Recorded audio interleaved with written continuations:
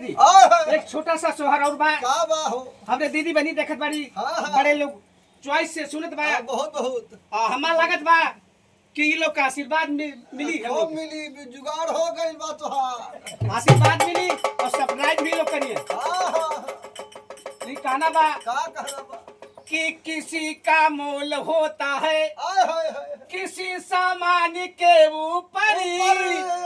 और सवारी लहू लगाए बैठी है भगवान के ऊपर। अरे अगना में ठाढ़ी है सासुता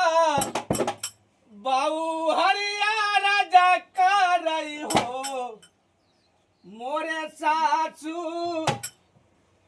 भोरा वैसा पाना एक दे खवसा पाना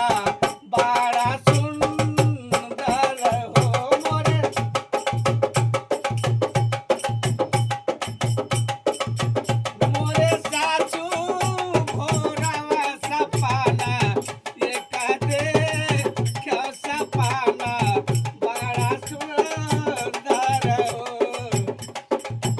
लुटूरा लुटूरा दो जोगी आया गाना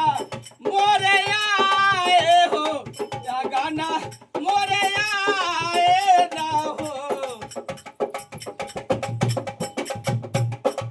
100 रुपया हमने दीदी बनी देखी जात बानी कैसे बार बार पार्टी की तरफ से आशीर्वाद आय हाय हाय बहनी के पद से आगे बढ़ा लेकिन कहना बा का कहना बा लुटूरा लुटूरा दो जोगिया हो आगाना